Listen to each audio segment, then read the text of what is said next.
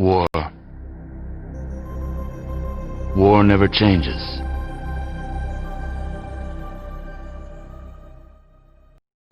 And we are live with cackling 50 caliber Phil himself. How are you doing today, sir? I'm doing great. How about you, buddy? I'm doing good. Thank you for asking, sir. Phil's making fun of me because I record our show at 30 frames a second.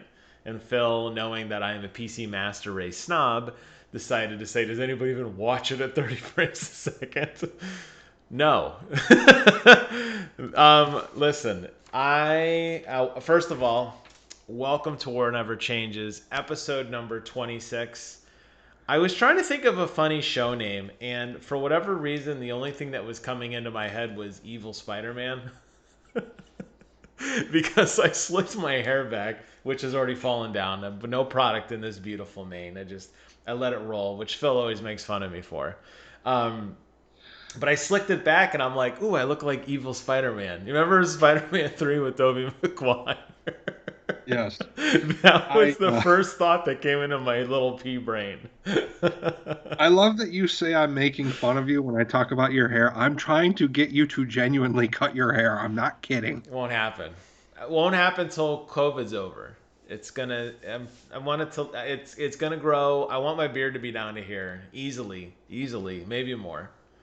I'm gonna just be a wolf. That's the way it's gonna be, baby. How? So, enough shenanigans, sir. We've got so little to talk about today, so we need to stretch it out. So you got to talk really slow today, okay? Why are you making a weird face? Oh, you're back. Did you just disconnect or something? Dude, my internet connection's good, man. You just went duh, duh, duh, duh, and then froze. Oh, see, It on was my super screen, weird. well, since I'm the one recording, I'm never going to freeze. First of all, anytime there's any technical issues, since I'm the host, you're the one who's going to look weird. And I was talking to you, and your face just went. And I was like, what is he so amazed about? I'm just going through the run of the. I was like, what is it? There's nothing to talk. I'm just talking about like we don't have a whole lot today. I was going through my like little engineering notes here, and then we're back. So whatever. Listen, I can't help that my internet sucks sometimes. That's beyond me. The technical problems will continue until morale improves. Okay, that's just the way it is. I want to begin by saying we have 22 days left until the launch of PlayStation 5. Dude, can you believe we're in the window now. It's really 3 weeks in a day at this point. And we Yep. are there, dude. We are there. I am so pumped. What really made me think about the first topic for today's show was based on the fact that we are just 22 days away. And I sent you a link. We were talking a little bit about it before the show, but a couple episodes ago, or maybe more than a couple episodes ago, we went through the cost of building a PC versus building a console. And we determined that it's way cheaper to get a console. Not even Yeah. close. Not even Yeah. close. Um, for me, as somebody who really likes the top end stuff, performance tech, I'm really disappointed that here we are again on now the fifth iteration of Sony's PlayStation and, Microsoft Series X. Either way, but PlayStation's easier because it's a number. And we still suffer as early adopters. We are going to get subpar tech. We are going to have subpar TVs. We're going to have subpar headphones. We're going to have subpar controllers. The list goes on. And why can't we figure this out as an industry? Why do we have to settle for shitty things until we get good things later? And I know I sound like a whiny millennial as a true Gen Xer, but I want to hear from you. What do you think? Um, I think it has to do a lot with Sony didn't want anyone to know what was going on, so that there were no leaks or as minimal leaks as possible, which we didn't see a whole lot of fucking leaks out of PlayStation's camp. Microsoft literally had to Sure. reveal what they were doing because of a leak, but Sony kept it tight, man. Yeah. Um, I think that that's a big part of it. Another thing is just I don't know if COVID screwed up some production timelines or what, but I think you're right, man. We're getting this next gen console that's supposed to do all these amazing things, and we can't take advantage of any of the features because the console is too far in advance of, the shitty pair of headphones it's going to come with or whatever. I don't know. My TV is only a year old, but I still feel like it's going to be inadequate. I know it's so weird because like sticking with headphones first. So Astro, something that I've been following closely because I'm a huge supporter of Astro headphones. I love them. I have the Astro A40s with the TR, Astro A40 TR with the mix amp. There's been a big problem with Astro because they drive off optical connections. And both PlayStation and Xbox have said no more optical connections. We are getting away from that. We are going to pure USB audio, which really makes these headsets totally obsolete, honestly, the way they are designed. And Astro's been scrambling. Steel Series has been scrambling. I've seen stuff from Turtle Beach. Everybody's trying to come forth with what they think is the best solution given the limited set of hardware that you already bought and what they can honestly do with upgrading your purchase. And as a result, you're going to have a very diminished set of high-end audio peripherals at launch. Astro just recently, today actually, announced the Astro A20 Gen 2s. You sent me a link last week for the Steel Series 7s. 7P. 7P, you sent me to that. It was like last week we were talking about that on Polo. And there, we both agreed that they're like not that great. The reviews for Astros have been pretty abysmal. I sent you one of the ones that I read today. There are others, but I don't know, man. I feel like just every time we go through this, we just get. I felt the same way on PlayStation 4 and on PlayStation 3 and on PlayStation 2. And it's just like, I'm going to play Call of Duty without an Elite controller variant for PlayStation. I'm not going to have a HDMI 2.1 capable television set. I'm not going to probably, unless the PlayStation headphones deliver this true 3D audio, which I assume they may. We know the build quality is probably not there for the price that they're selling them at. I mean, just like there's all this hype for this tech or these great new games, but we're just not going to get. I don't think it's going to be. I think we're going to be a year out. We're finally going to start to hear the way these things and play the way these things and see the way these things were meant to be made. Yeah. Yeah, I know that you're such a huge fan of Astro. What Astros are you wearing right now? These are not even Astros. I know. I know. I know they're not. These are Sennheiser HD 598 with the, I don't know if you could see. Here, let me take a look at this wood inlay. Look at that fucking Muppet haircut. That beautiful hair. You just wanted to see my hair in its natural habitat, and you did. No, I just wanted to call you out for wearing Sennheiser. First talking about how much I love Astro, and then like, yeah, I got Sennheisers. If Sennheiser made a good set of headphones with an attached boom mic, I would buy them. And I'm looking over to my left, you can't see, but I do have a pair of Sennheiser Game 1s.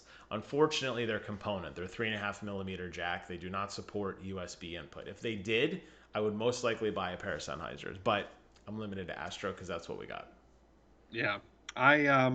If Astro puts out like an A50 Gen 2 that's compatible or a Steel Series Arctis 9 or whatever X for the PS5 that's compatible, I'll go out and get those for sure and test them out. But yeah, and it's interesting that you mentioned HDMI 2 point whatever because I don't think my TV has that. I'm pretty sure I've just got a straight up HDMI port.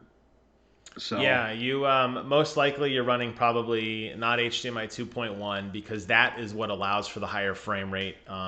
Most TVs support 60 hertz or 60 frames a second. The fact that these new consoles are pushing 120 frames a second potentially on certain games, your TV will not get that. You'll get 60 and that'll be it. You won't get any more. And the HDMI 2.1 is what's the gateway to that higher frame rate, which we don't even support anyway. Even if you magically had the port, you would almost have to have the display to match it. So yeah, so all this hype of, hey, we're going to be able to run Halo 4 and Gears of War 5 at 120 frames a second. The Dirt 5 is announced they're going to have 120 frame per second mode.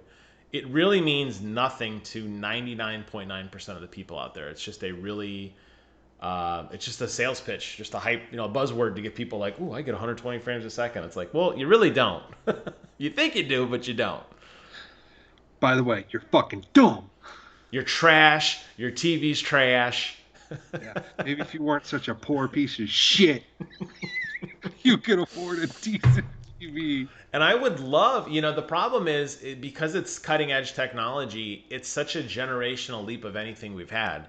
Most audio high end devices still use optical cables. USB audio is still relatively new in terms of receivers. Now, obviously, the USB more transmit receive, as where optical is a one way connection. I get it. That said, yeah, we're going to see a lot of people suddenly, like in the same boat as me, you're going to be running obsolete tech that you can't upgrade even if you wanted to. So I hope your TV speakers don't suck, or you're willing to wear the PlayStation, I don't want to say throwaway, but we both know those PlayStation headphones are probably not going to be around in about a year from now. 6 month shelf life. Guaranteed. I honestly kind of don't even want them now. Like, I've kind of convinced myself I don't need them. But maybe Sony knows that, like, nobody wants them because they've pushed all of these consoles. The hardware is coming out a lot sooner. I think I've heard the end of the month now for some of them, even on Best Buy, in terms of like the webcam peripheral, the headphones, extra, I think controllers maybe even too. But yeah, everything but the console we're going to give to you now because we need your money. Yeah. I'm going to get those headphones and I'm going to put them on. I'm going to sit in the dark and thinking about the PlayStation. Just waiting for that Pulse 3D. I don't, I've read a lot of negative things on the build quality of the Pulse headphones. Not the Pulse 3D ones, rather, but the Pulse is a technology. But I mean the gold and the platinum headphones that really is the same chassis, so to speak, from PlayStation 4. And it seems like people are like, they're okay for budget stuff, but I think most people who...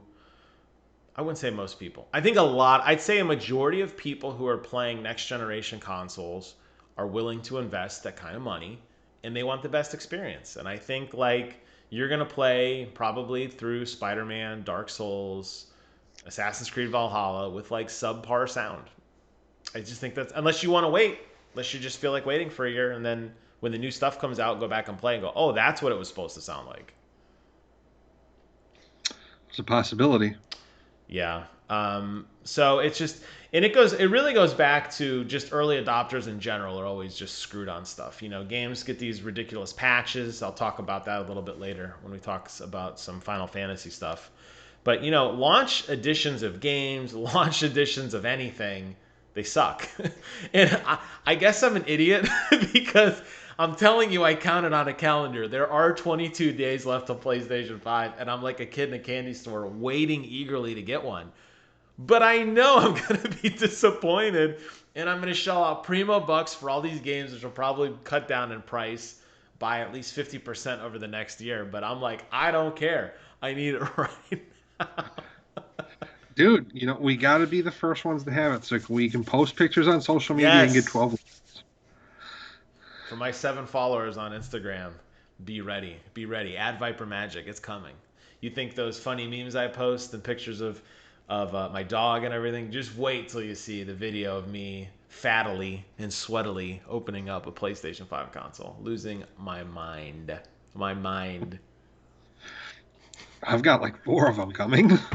Yeah, well, I was going to say, I haven't, I'm still waiting to start canceling pre-orders. I'm nervous. I'm still like, I feel like we're gonna get some huge announcement. Like for me to sleep at night, this is what I need. I need Walmart to come out and be like, yo dog, we got you. Like I need an email from like the Walton family, like, dear PlayStation pre-orders, here is the picture. The Don Matrick picture where he's like, the Xbox One. I need a picture of them like, here's the warehouse, your console's here. We're ready to go. We're good. You can rest easy because I'm waiting for that email like, well, COVID and whatever the dumbass reason is, like I'm waiting for that other shoe to drop, and then I'm gonna be like, oh, really? You have one that you're picking up in person, though, right? The plan is right now, we had some leftover Best Buy reward certificates that were about to expire. So, yes, the plan is launch day going into Best Buy to get it in person. That's the plan. The pre-ordered one, or you're just hoping to grab one off the shelves?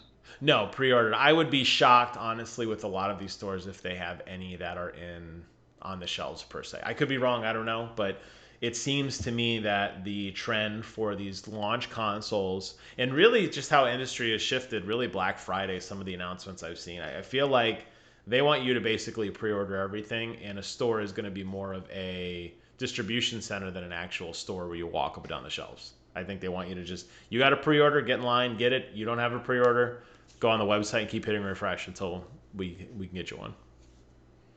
Yeah. I think I'm just going to make three people very happy. I'm going to get mine, and I think I'm just going to sell mine. I think I'm going to sell the other three. Well, I mean, I told you that story of me selling the Division Collector Edition for double the price, and I didn't mark it up. People just really wanted it.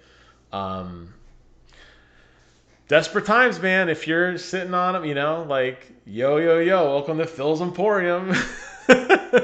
You could even sign the box for him if you want. Maybe make a couple of bucks, like one of three. Now, I was thinking maybe just sell them at cost, even if I decide not to be a scalper. I mean, I don't Yeah, really have. right. I don't. You know what? I might be the only person in the world that doesn't take issue with scalpers because, like, if you're that desperate where you need that PlayStation, you can't wait another month to get it at a normal price, Right. and you're going to pay $800 for it. Great, you're the target consumer, and the guy that has them, that's great for him. You're the person he was counting on existing. Like, That's how fucking our economy. That's how capitalism It works, does, dude. and and I really, I pre-ordered the Division, and then I ended up canceling it because I wasn't really impressed with the collector edition, and it happened so close to launch, it was stuck getting it, and I was like, shit. I was like, you know what? Okay. So I posted it on eBay at cost, plus the buyer paying shipping. So it would have been a total. I would have actually lost money because I would have had to drive with gasoline to the post office to mail this thing. I would have like lost money. So I put it up, and just the reserve was the price. I think it was like 100 and whatever bucks, 150 bucks. And then I just forgot about it. And then the seventh day on eBay, there was a PayPal, for like 300 something dollars. I was like, what? Like, what? Like, okay, like I. Maybe that's what I'll do. Maybe I'll list all three on eBay, and hey, somebody fucking wants them. I mean, I pre-ordered a few initially as backups for my friends, kind of the same thing. But everybody that I've talked to that's wanted one was able to get one. Which Don't go on Reddit. No one on Reddit got one. Not a single fucking person. my human friends that are actually real, not the Russian or the Chinese bots that are out there spamming social media, but the real fans are out there ready to go. And I'm like, okay, I'm ready. I'm excited. Um, so yeah, I guess just to wrap up this piece, the truth is, you know, very fortunate to get one. I'm not. I know I sound like I'm a whiny baby coming off like I want my stuff, but like your whole company. Listen, listen here, Astro. Look me in the eyes right now. Your whole fucking company model is to make performance peripherals for consoles. What the fuck are you doing? Make them. Steel Series, Razer, Turtle Beach, Creative, if they still exist. I don't know. If Sound Blaster's still doing stuff on their own. Whoever's out there, Sennheiser, listen, you got one job. One job. That's all we want. That's all we want. Bose. Come on, Bo, Bose. where you Everything at, else you make is Bose? fucking amazing. Well, see, that's the thing is there's so many good headsets out there like those JBLs that you bought that don't have a microphone. I mean, you could get a boom mic like me if you want to set up like a home theater. You could have a USB microphone to your PlayStation and have really good sound. You could do that.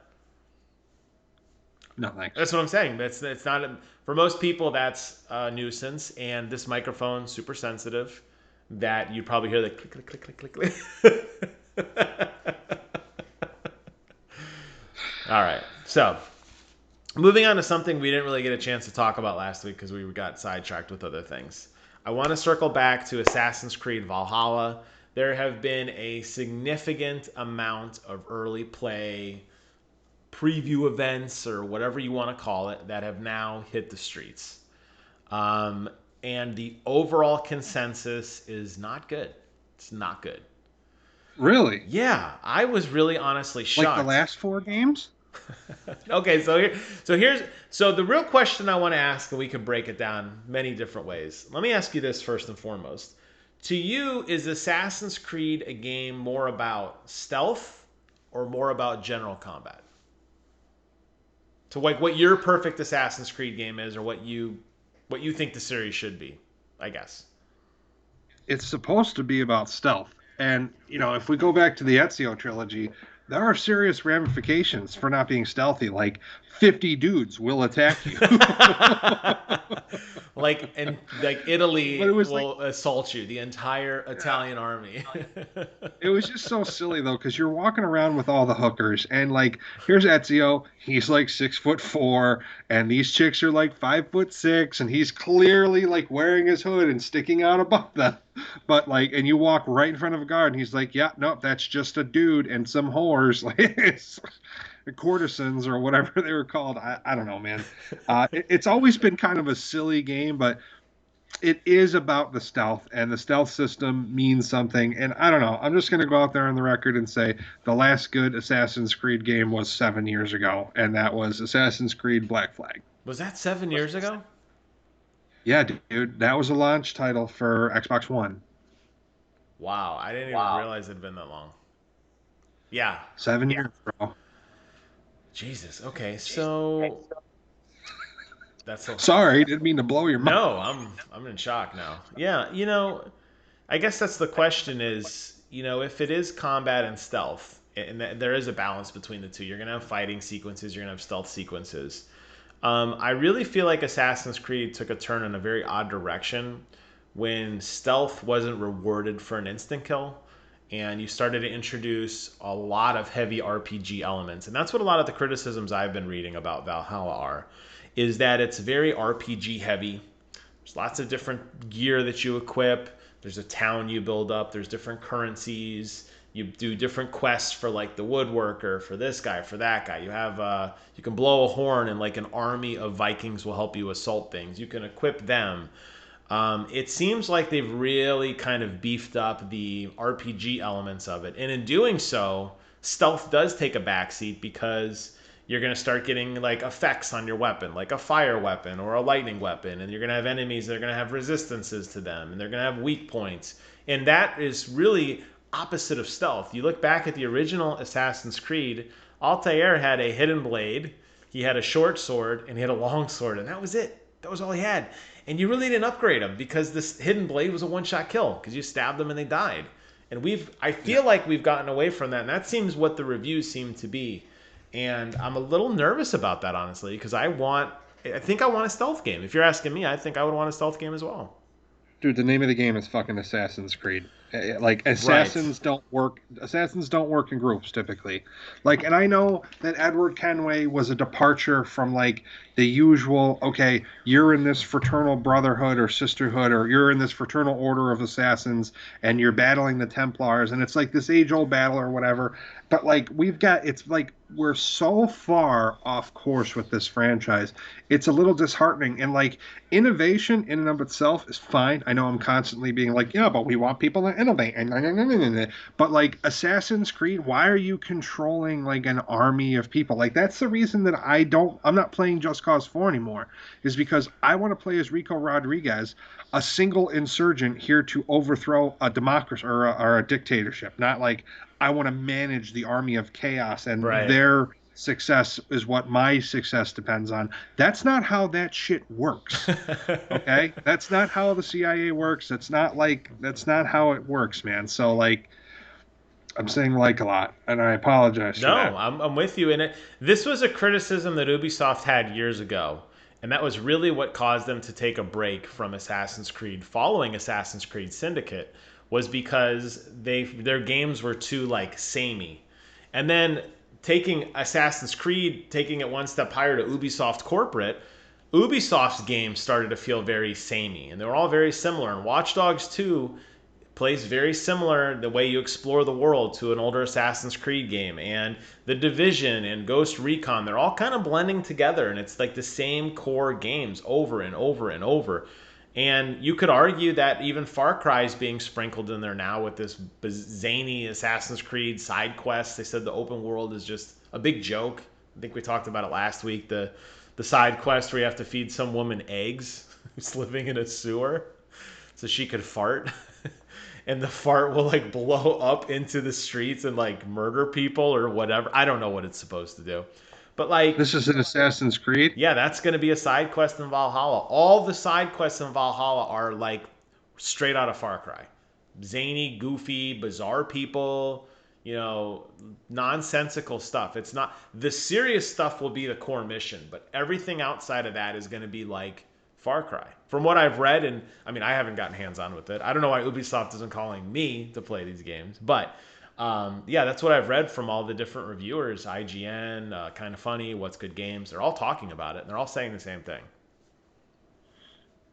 That really sucks because you know what? I haven't been excited for an Assassin's Creed game in a long time, and I was excited for this one.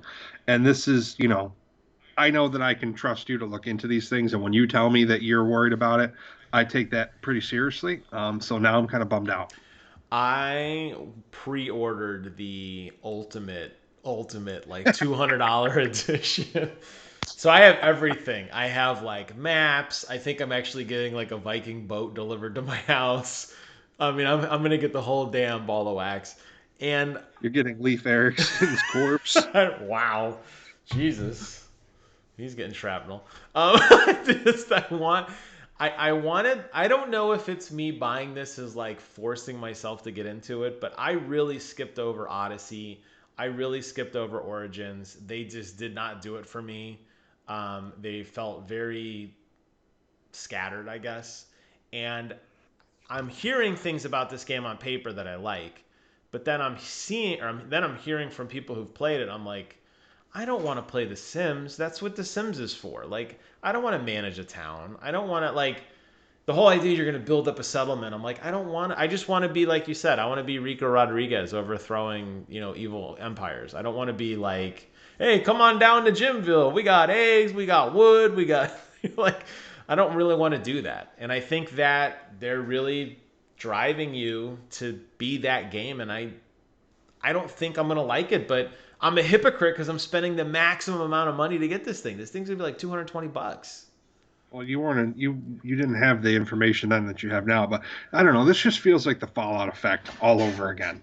Because you know what, the camp was such like a cheeky little feature, and it was just like this cool little thing you could do, Oh yeah. and it blew up. Everyone took it really seriously and like built the shit out of their camps. There's some crazy shit out there. Yes.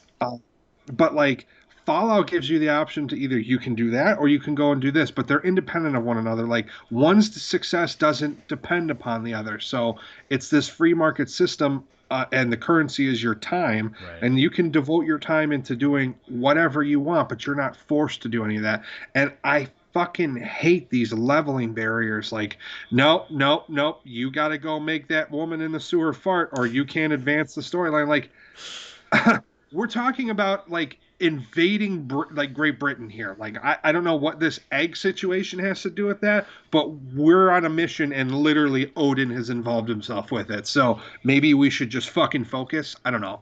I'm gonna go on an angry Phil rant, so maybe we should move on. No, I like the angry Phil rant because we only have a couple small things to talk about today. So this is the topic. But I will say, from what I've read, the developers felt like these side quests were going to bring levity to an otherwise very intense, dark game. And I keep thinking to myself, I'm like, dude, I mean, we have played a lot of Division the last couple weeks. I've played Assassin's Creed in the past. I've played Far Cry.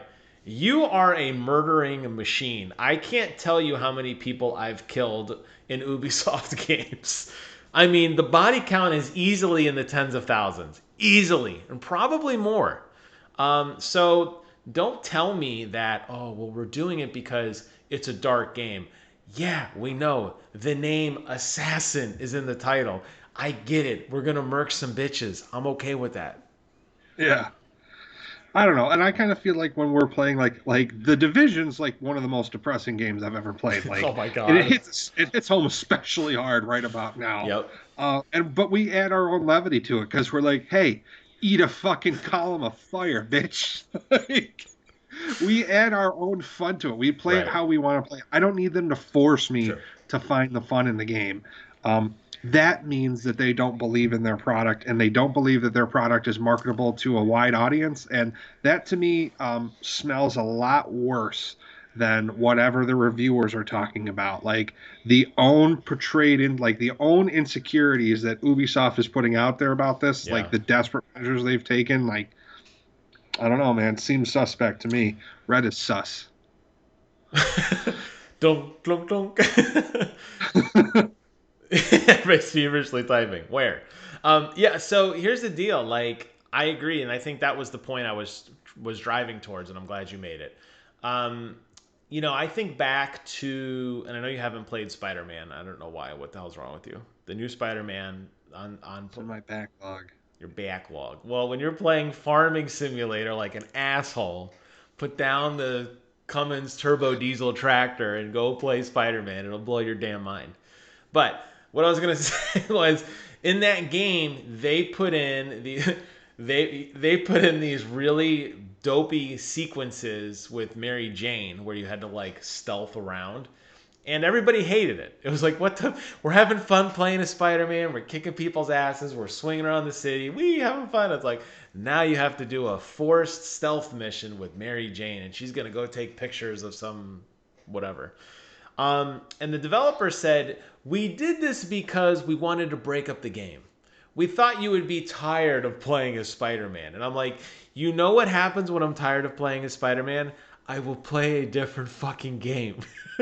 That's what will happen. I don't feel like I only have one game and it's Spider-Man. And I'm like, oh, I gotta be Spider-Man again. Like, so when I think of these systems, these developers, like, you've got to understand people are coming to your franchise expecting a very specific thing. Assassin's Creed, being stealthy, killing bitches. If you want to have like we need to add in a woodworking simulator. Well, make a woodworking simulator game, but leave it out of my Assassin's Creed game. And I feel like that's where we're going. And I'm like, there are other experiences out there. Focus on what you're good at. Make a great game that owns that point, and then forget all the other stuff. And it's okay. We don't need it. Yeah. And I really like the juxtaposition of the counterculture of like an independently operating, Viking, because Vikings, they don't operate independently. It's a group system. They've got it figured out. Very, very effective. But like this guy, you either tell the story of the man or woman, however you choose to play the game, kind of defecting and joining this fraternal brotherhood or being brought into this fraternal brotherhood by some Right. insidious means or against their will or however you want to frame that, and like learning how to use the skills they've learned in group combat and applying that unique sort of skill set and that unique approach to combat to a stealth assassin and making them like the ultimate warrior. Brother. I was thinking of the dun dun dun dun dun dun dun dun dun dun dun, and he comes out and he grabs the rope. I'm sorry, sorry.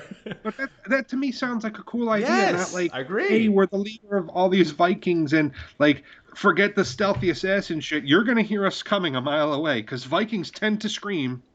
Right, they're very loud, supposedly. We don't know. They're all gone, right? They didn't make it. Are you part? You're part Viking, right? Isn't that what your claim to fame is? That's why you're like 14 feet tall or whatever. No, half Irish, half Italian. Half ogre, half Viking.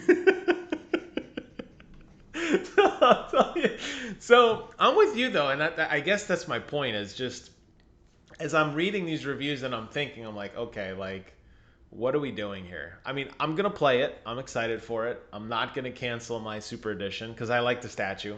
Honestly, I'm one of those people. I'm a collector. Hey, I'm a collector.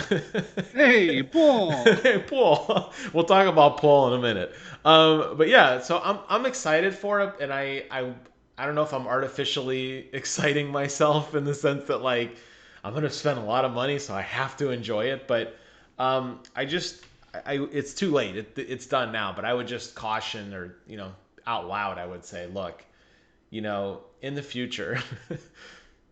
Do what indie games do. And they do it very well. They take one or two very basic concepts and they make a small, compact experience on it. They don't have to be things they're not.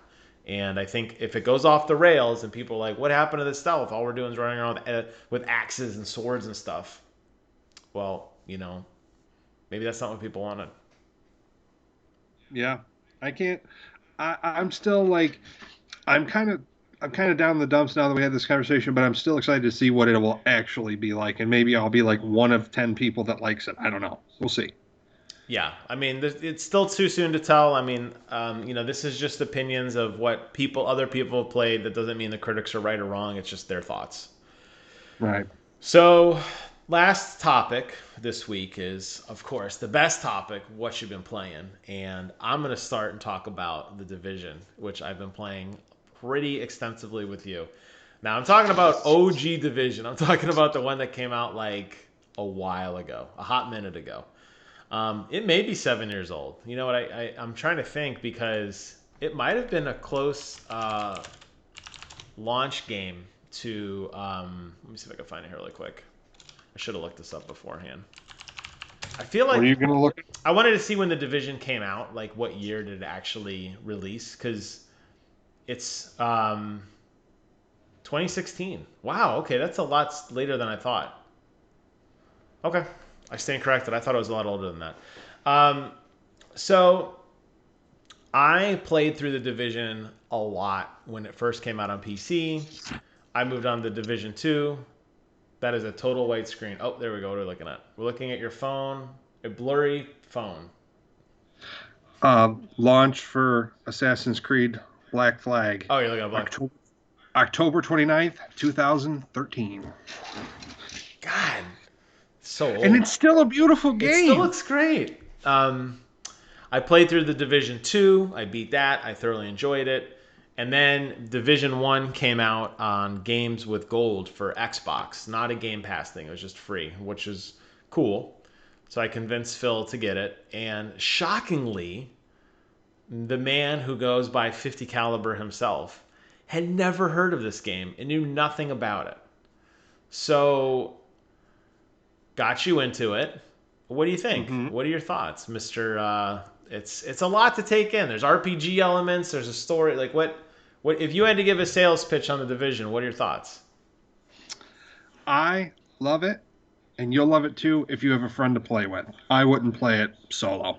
I wouldn't play it solo. You know how hard this game is? Like, we play war games, and we're good at war games. Like, we play people that are good at games online competitively together, and we routinely get, BF'd, but we're also routinely wiping the floor with some people and just troll. He and Dakota just trolling the shit out of people. So Corey in the corner. we don't suck at video games. This game kicks our ass so much. I would never want to do it solo. It's hard because they're really putting in this level of difficulty, really an arbitrary level of difficulty. Let's be honest.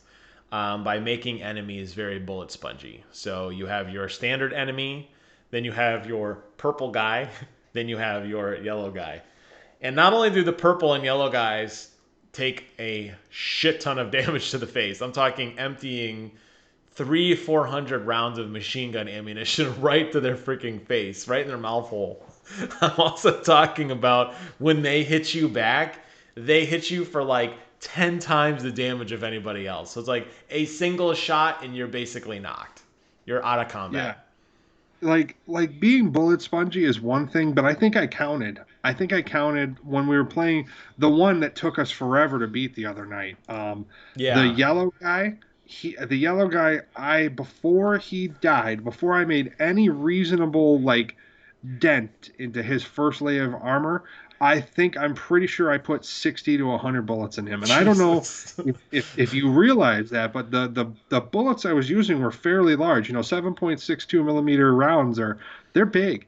100 of those in your body, the largest elephant that ever walked the earth could not live with that much lead in its body, and there is no armor in the world that is capable of absorbing that many bullets. Like you're supposed to throw the vest out after the first bullet. And those like other 59 to 99 come in and they're like, no, I'm fine. And I can carry this like portable flamethrower thing. It's fine. It's like, like, seriously, to the person who made this feature in the division, go fuck yourself. I'll tell you, there is definitely some crazy bullet sponginess going on. And I get it. It's a gear chase system where you're gonna start with nothing. There's certain zones they want you to go into. They're gonna navigate you through a story by saying this is the level 1 zone, this is the level 5 zone.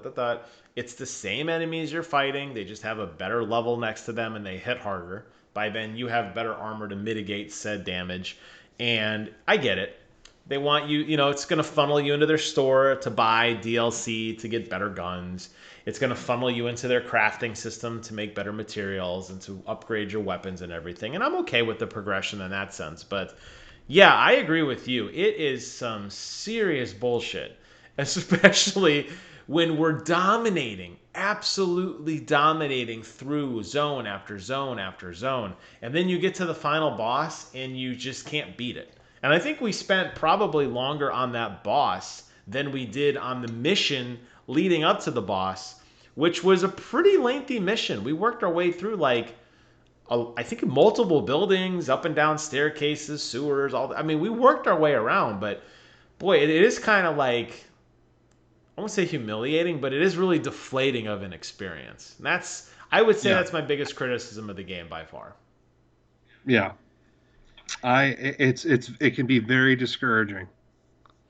Agreed. And that's what worries me about Assassin's Creed, because when you implement that level design, you start to implement don't go to this zone quite yet. And you're starting to see a lot of the same things. But you can go to the store and you could buy a level up token, or you could buy double XP, or you could buy a gun that already does the damage you want. It's only 10 Helix dollars or whatever the hell they're calling them in Assassin, or any of the currencies, it doesn't matter. The premium currency of the game. Yeah, and it makes you wonder, does the design, did you really want me to beat the Division? Or do you want me to grind for 30 hours before I feel like I could take 2 shots against the final boss? Because if there wasn't, in that zone, if there wasn't the two of us in cover fire, for whatever reason he aggroed you at the end and I was able to kill him, if you were by yourself, you'd probably still be fighting him now, because you'd shoot one time, you'd get hit, and you'd have to crouch and wait until your meter filled up and rinse and repeat. It would take forever. Yeah. Yeah, even with those little columns of fire. Which are fun. The flame turrets they are are. fun. So, do you feel a sense of excitement or rewards or whatever as you're building up the base? Like, when you walked in the base, it was pretty shitty. There wasn't a whole lot there. It was all, raggedy ass equipment. And as you've been doing these missions, you're now cashing in on your tech points and you're building up a pill facility, an advanced weapon lab, whatever. Do you walk around your base like, "What's up, bitches? This is my base," or do you just don't care? Is that something that excites you? No, I don't get the impression I'm making progress within my base at all. Okay, so I think one of the things that, and this is just my opinion, the way that game was designed, where you have to walk through, when we unlocked the advanced weapons vendor, you couldn't find him because he's 6 rooms back. You got to walk through a room to get to a room to turn a corner, blah blah blah. Yep. It wasn't like, wow, right in your face. I feel like other games, now the Division 2 definitely has changed this. I think Assassin's Creed is going to change this. When you build something, it's going to be in your face. You're going to see it instantly. The building's going to go from a level 1 building to a level 10 building right before your eyes. Yeah. But I don't necessarily feel a sense of satisfaction either. That it's just an end to I didn't care what the flame turret building was. I just saw, ooh, flame turret. I want that thing. Yeah. I don't even know what we upgraded to get the flame turret. Yeah. I don't think it made any sense. I think it was like a water facility or something, which is kind of fucking counterintuitive, but whatever, man. I throw that thing out there and I laugh as I hear people start to scream. "Rah!" It's the ultimate. It's my it's my most favoriteest thing to do in that game is to throw that flame turret out there against an elite cleaner who's like burning other people to death and like watching him get burned to death. I was like, bitch. Justice. Um, yeah, so you are right. We do have our own fun and we make our own stupid fun with it. I laugh as I guess like a weird transplant, being born in Chicago, have a little bit of a Chicago accent, but not really, living my whole life in Florida. So I'm kind of a hybrid. I don't really have a home. I'm not like true Southern, but I'm not true Northern either. But I find it hysterical with that really heavy New York accent where this game takes place. Hey! Yeah, they're all like wise guys, and just the way that they talk. So one of the main guys you deal with, I don't even know if his name's Paul, but I guess Paul is like a funny New York accent. So we don't just say, Oh, his name's oh, Paul. okay, I don't know if I just made it up because I'm an idiot. I just make I don't know what's going on in the story. I've played it like 4 times. I just know we're running around killing people and getting funny money to like find the virus cure or whatever. Just wait till the game ends. I don't want to give it away. Wait till the game ends, and I think you're gonna be. I don't want to say anything else. I just will wait till it ends. But I'm making up my own stories as we're going along. I'm making my own narration. I'm having and just being an idiot with you. So Paul, which is I pronounce it pool because the beer really stretch out that middle syllable there. Pool. He's like, hey, yo, I got a guy. I'm a cleaner. I'm a pipe. His accent is so over the top for what I'm used to experiencing. Maybe if you live in New York, that's normal. But it's like if you went to Boston and they have a very distinct dialect there, it's kind of jarring. So I can't take the game seriously because I'm like, hey, yo, I got a guy. You want a slice? Get out of here. Forget about it. Yeah, Paul. Like, why does he keep saying his own name? None of it makes any sense.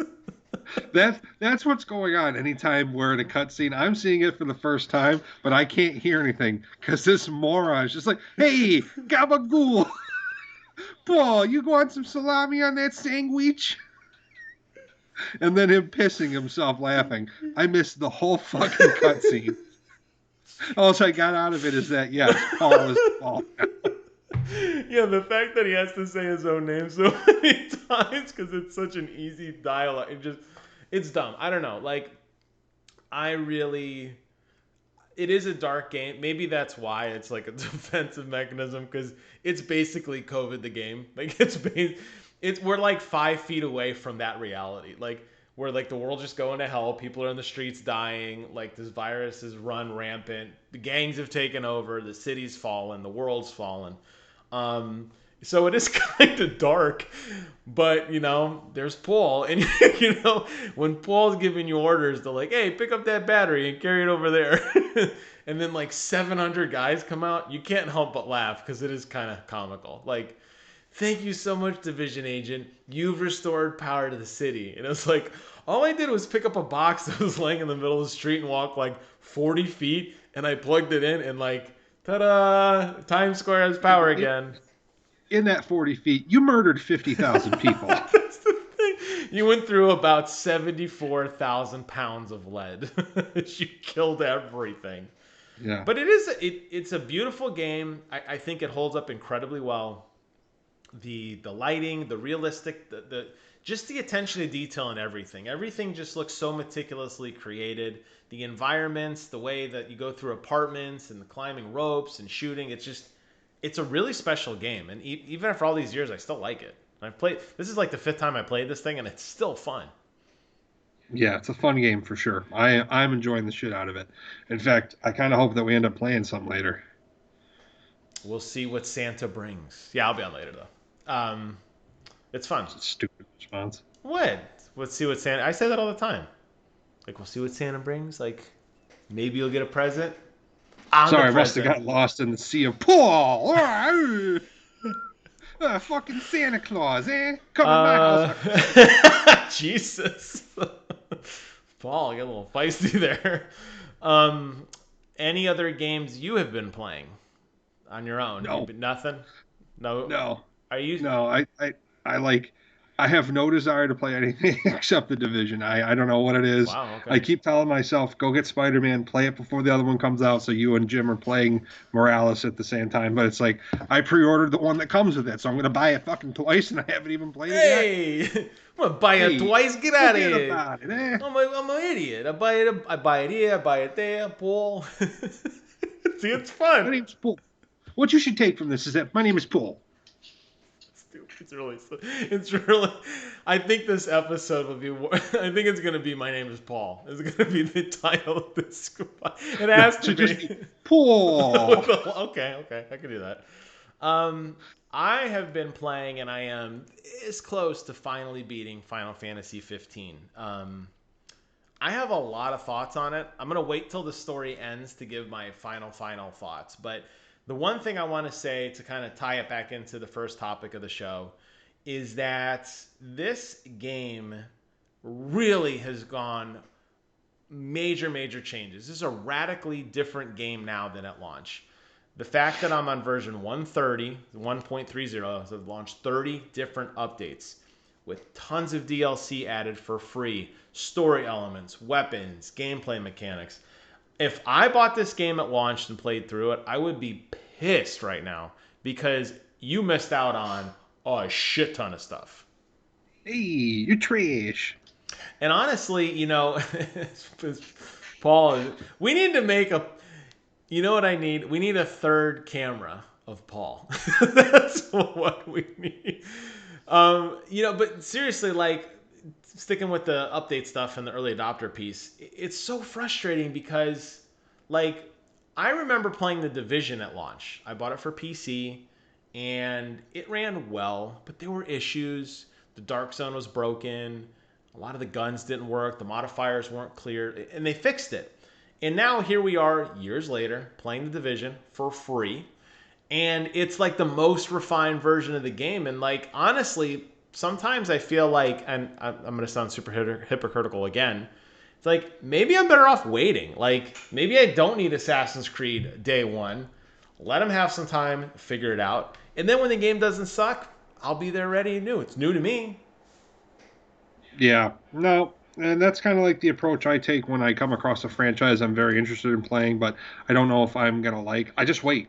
Like I've committed to. I'm just gonna wait for Ghost of Tsushima to go down to $49.99 or $39.99. It's gonna be the same game, except there'll be a bunch of patches to make whatever. Yes. Like it's become so commonplace that these people are putting out broken, shitty games. Not to say that Ghost of Tsushima was, because you said that it was very, very nice. Beautiful. When you first got it. Beautiful game, worked well, functioned properly, but it's become so commonplace for us to get a piece of shit game that doesn't work. And they're like, oh, I'm sorry, we'll fix it. And they put all these patches in. And by the way, when they're loading these patches, more DLC keeps fucking coming out, more paid DLC. Yeah. I don't know, man. It's just...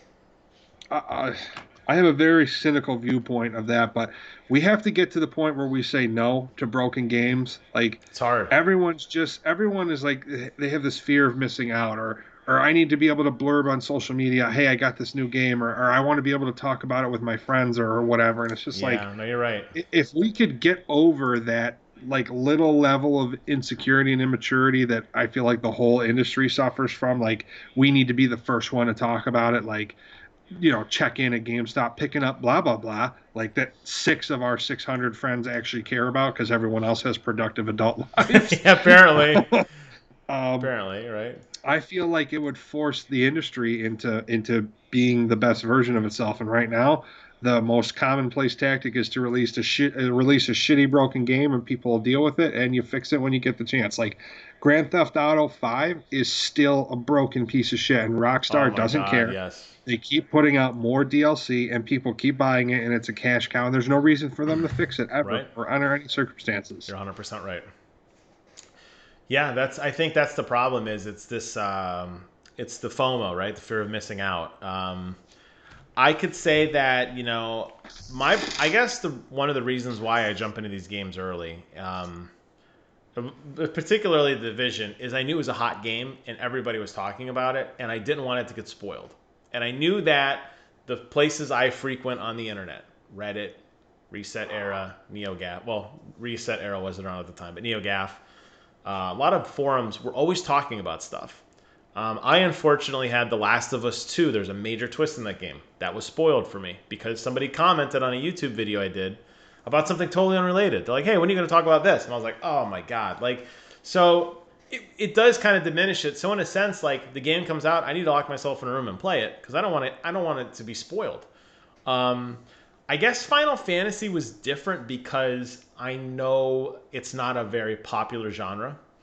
Not a lot of people play it. It's different. It's more of a JRPG. It's a longer tale.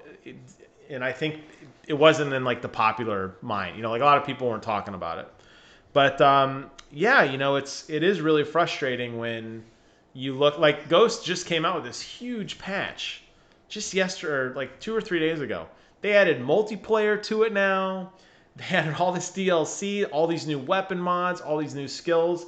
I'm not going to play the game. I already played it. But when you play it for the first time, you're going to be blown away. And guess what? You got it because you waited and I didn't. I suffered. The early adopter once again suffers. And I'm going to pay less for it. And I'm going to get all that shit for free. Yeah, I was going to say. Well, this was free DLC, but no, you're right. You are going to pay less. And in a lot of cases, like a lot of the DLC, they do just give away after a while. You're absolutely right. They're just like, here you go. And Final Fantasy, a lot of the stuff that was initially paid DLC has now gone free, rebundled as this thing called the Royal Edition, and included in the base cost of the game. So all these episodes of all the individual characters, what they're up to, you're going to get to experience that. All the side stories they've added, all the new events they've done. There's a crossover with Assassin's Creed you get to play. All these cool things are in the game. But at launch, none of it was in the game. And you play it and you're like, that game kind of sucked. And I'm playing it and I'm like, well, it's actually not that bad because, you know, a year later they patched it and a year after that, you know, and it just goes on and on. So, yeah. And then you have developers like CD Projekt Red that make something like The Witcher 3, which even without, you know, Blood and Wine and whatever the other DLC was, you know, was such a complete package of a game. There was so much content in it, but it was so overwhelming it worked so well and it was so overwhelming. I couldn't get into it because like the minute that you load in, you have 50 things to do. It's like I have no idea what's relevant. I wasn't super duper paying attention. yeah. I don't know. I never finished The Witcher 3. I think I got like 20% game completion and then just stopped. It never captivated me. In like a story, like I need to find out what happens with Siri and Whatcha and like this was this was a generation defining game.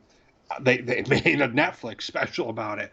Geralta Rivia, he has his own TV show now, so I feel guilty because I never experienced it, and I know that it's a masterpiece. I don't know. They did the right thing, and I bought their game, so that's ultimately what they wanted, but I never got into it, and I feel guilty about that. Yeah, no, I know what you mean. It never resonated with me. I didn't like the combat. I thought the graphics I didn't like them. And I played it on PC at 60 frames a second, more than 60 frames a second, and I still didn't like it.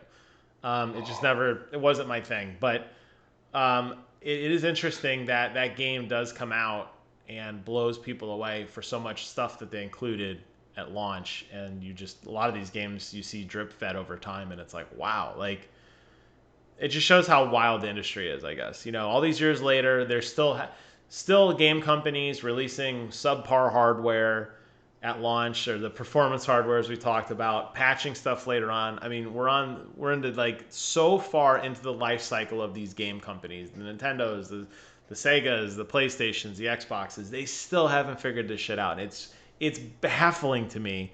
They still make the same stupid mistakes they made 20 years ago, and we are still in the same situation we're in today. Making a game has become such a long and arduous and complicated process. I mean, how long has CD Projekt Red been working on Cyberpunk 2077? They first 7 years or something. They teased it in like 2013, I think. Yeah, long time, dude. Long time. Like, can you imagine how many people that wanted to play it have died and never got to experience that game? Like, sorry, I died, Paul. You teased it 7 years early, and then like the year it's supposed to launch, you delay it. Like it's on its like what, third or fourth delay so far this year. I'm not even super duper sure. I know it went gold or whatever, but I'm not super duper confident that I'm gonna get it. I think you get it with your console, but it might not be the version you want to play. Right. No, I'm gonna get it with my console. I've already pre-downloaded it or Oh, whatever. really? I It's didn't know on. that you could do that. Okay, interesting. Yeah. That's cool. So, But yeah, I um, I know what you're saying though. I'm in the same boat. I want to get it for PC, but I'm afraid that it's going to need a lot of work. I think it's a lot of systems that they just people are going to play it in a very different way than they designed it. You're going to find ways to break it unintentionally or not, and it needs to be out in the world. And that's very similar to a lot of the patches they made with Final Fantasy and honestly with the Division. They really thought people were going to play it a very specific way, and they didn't. And they're like, "Oh crap, we got to make it. We got to change these systems very rapidly. We thought you were going to do this, and every time we played it, we did this. It's like, well, guess what? Like that's not how actually the game's being played. So you got to fix your shit. yeah. Thus the 30 Don't tell me how to patches. play my game. Yeah, thus the 30 Like I know patches. that you worked hard to make it, but I'm the one that paid fucking $60 to $120, depending on what edition I got for it. Like you made it for me, not for you, dickhead. So fuck you. This is how I want to play it. Goddamn right. And with that, thus concludes the greatest episode of War Never Changes. This has been episode 26. Before I pass it over to Phil, I want to say keep up with the comments, rate it, subscribe, whatever. Let us know your thoughts. I appreciate them. And Phil, sir, are you ready for the Yeah. greatest finale? Have you Yeah. rehearsed this time? No, no. I'm desperately trying to think of a funny thing to do right now. It won't work out. It never works out. Oh, hey, I'm Paul. Just like I can never stop talking with this stupid voice. That'll never change. Neither does war. Hey.